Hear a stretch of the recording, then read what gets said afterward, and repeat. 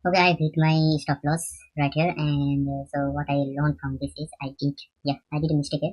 So in 1 hour, I should have seen that there is this fair value gap.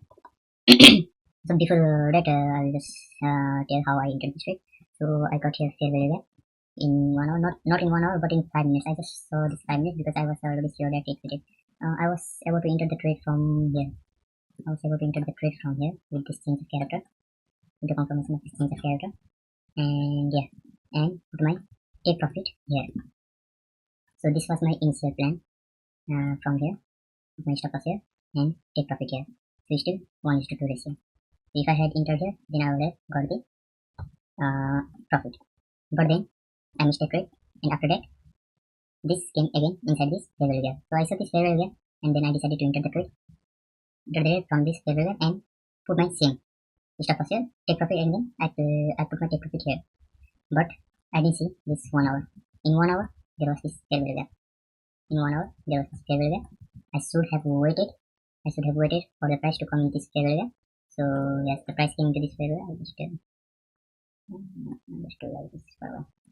So the price, okay, leave it. So the price came to this fair value gap, crossed this fair value gap, and then in 5 minutes, I put my order. I put my order here in this fair value gap, and then it executed my order, and then just came up, saved this liquidity. Here this is the change of character, and then almost got this liquidity right now. So yeah, this is how I lost my trade. I should have waited for this candle to form, and after that I could see that there is a liquidity sweep. Here this I was swept, and the another candle I could have waited for this another candle. So here we got this bearish candle, and after this bearish candle, maybe wait again for another candle to form. So if this candle had closed, this candle couldn't close here, and you can see that there is another fair value gap here. So this all candle, so these two candles closed below this fair value gap, but still there was not a good sign to take short position. And then after that, this candle showed this liquidity, and then this candle form, and then with this candle with long wick, and now another candle is forming.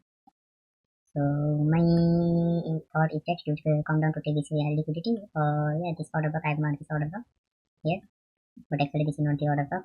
Maybe this one from here. So I just put from here, and yeah, and let's see with this candle what will this candle do, if there will be a fair value here, and then let's see what will happen.